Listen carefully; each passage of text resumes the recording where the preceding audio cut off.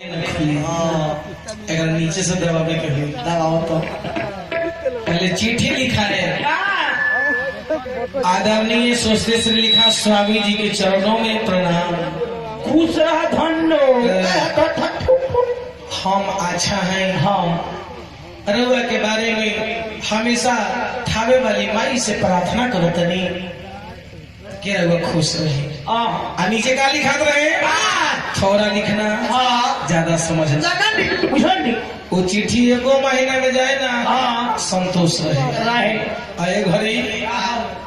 ये घड़ी अंदर बाजार से मार्केट में पहुंचे ना करिए ताले हेलो हेलो स्वामी जी के मालूम 2 किलो मुरई के साथ है, आधा किलो गाजरा ले ली। यह मोबाइल के जमाना गई। अब जमाना आ गई स्क्रीन टच के। इतना बढ़िया मोबाइल हो। बाबूजी बगले बैठल बनी, अब बेटा के काम चाली होता ओकरा में जब ले उड़ियाम ना नु माने कोरा सेटाइम ना नु त कोनो काम ना हो।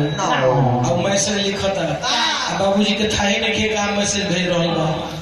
लिखेला कि आंखों में नमी थी, चना चवाई, शरीर में विटामिन की कमी थी, तारी पीछे विटामिन बनल रही। हाँ, रात भर अपने डार्लिंग से बात किया, सवेरे बैलेंस खत्म हुआ तब पता चला डार्लिंग नहीं उसकी मम्मी थी। ओहे तरह हो बेचारी के सरदा हो कि हम लोग अगर स्क्रीन टच मोबाइल रही, एक परदेसी बाबू रघुआ के हम देखती, रघुआ हमारा के देखती। अब एक कहत नहीं परदेसी से दे हमरा का कहत नहीं बाबू रे कि भेज दी 4G के मोबाइल तत्काल राजा जी। काहे डॉक्टर साहब की बढ़िया क्लिनिक खुलल बा, प्रदेश में बनी तो काहे ना हम डॉक्टर साहब के मोबाइल लेके जाए। और रघु हमरा डॉक्टर साहब के देखे कुछ बतियाए के हुई था, सामने सामने बतियाए हम भेज दी 4G के मोबाइल तत्काल राजा जी। मनमा करे बतियती,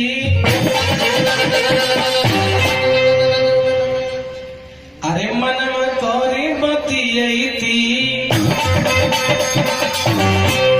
अरे मनमा करे बतियती वीडियो कॉल राजा जी। मनमा करे बतियती वीडियो कॉल राजा जी। 4G के मोबाइल तत्काल राजा जी।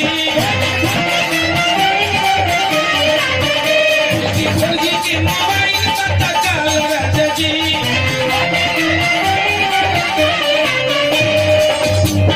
तनी ने घुमा के फोटो खींच ला। यहाँ के फोटो खींचा। बहुत परेशान बने भाई, नीचे ऊपर नीचे ऊपर नीचे ऊपर फोटो खींचे के फिर कैमरा में खाली दाते हैं। इतना प्यार से अगर घर के घर शादी हो गई बा ना भाई हो ये तो चैट खोल रहे हमें हे लगन देव भगवान। अब की हाली ना होगा तो सोनाक्षी के फुफेरी में से का अगर मैंने फोटो खींचा था कम से कम। अरे मनवा करे बतियती, मनवा करे बतियती वीडियो कॉल राजा जी। करे बतियती वीडियो कॉल राजा जी।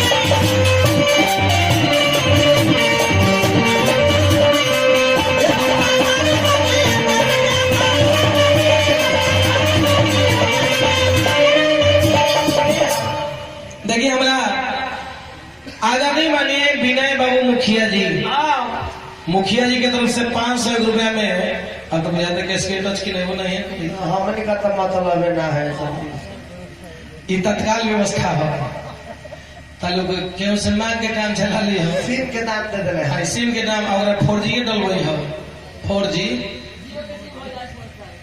अच्छा हमारा माननीय श्री विनय बाबू मुखिया जी की तरफ से 500 रुपया तने मुखिया जी के ताली बजा कर उसे स्वागत करें। आओ मुखिया जी हमने के दोनों भाई घर में गर्म व्यवस्था करें चिंता के कौन बात है ना गर्मा गर्म व्यवस्था करें पहले कोई चटनी हो एक बाद में कथा कहानी हुई अब खाली पोलाव चला हाँ आई हमारा मुखिया जी की तरफ से 500 ना आई 5000 ना आई 5 लाख के समान सेकेंड है नहीं दोनों बहन के कीन दे अपना पंचायत के खर्चे से है ने होने दोनों के फायदा दोगो होई होने विजेंद्र बाबा से बतिए हैं हमरा से बतिए हैं आ मौका मिले तो इंदिरा आवास खातिर रघु से वीडियो कॉल पर बात कहा तनिका राजा जी अरे वो कैसन बानी हम रोज सोचता है कहा तनिका के भेजले रही रउआ के हम खूबे मोटाई के ओइसने है कि दूरा कहत नहीं अरे भेजले रही सैया हमर के मोटाई ओइसने सारा की दूर भाई के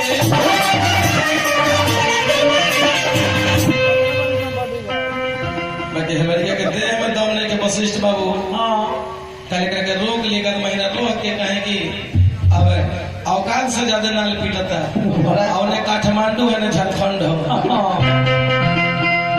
का करम गिरी बाबा बड़ी धोखा मारे बिना हरमेशा के फूल होना बाबा से भी आशीर्वाद रख के देवा दे आ ना तो एगो चीज ऐसा रहे ना जेकरा से देह फूल जाए खोज भाई कहा तनिका कि रउआ फूलल मारे गाल चुट कहल राजा जी गाल वैसे फूलल बा कि चुटल गइल है वीडियो कॉल होइत ना तो हम देख लेती रउआ कि ये सब का से बा आ रउआ फूलल मारे गाल कि चुट कहल राजा जी मनमा करे बतियती अरे मनमा करे बतियती वीडियो कॉल राजा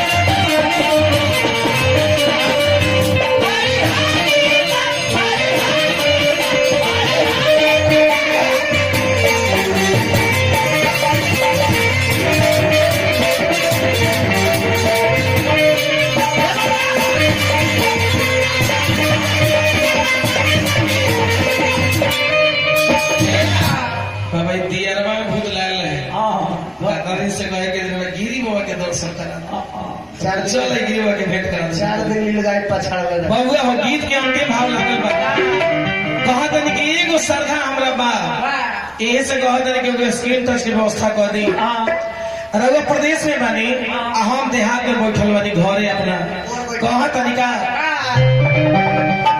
कि रोज रोज रउआ के हम देखती परदेसी देखी देखी रउआ खैती रोटी दूगो बेसी रउआ के देख के दूगो रोटी हमहू बेसी खैती आ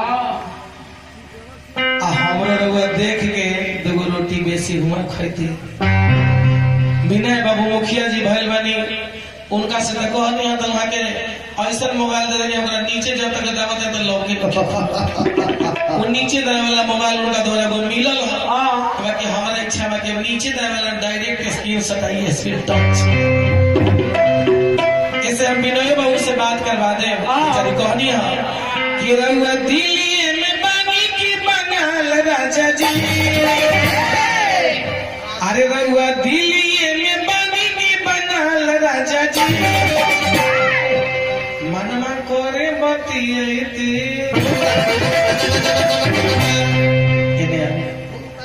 अब उन्हें जाए अपन मुखिया जी से भेंट करो, मुखिया जी से अपन बतिया लो जी अरे मनवा घरे बतियते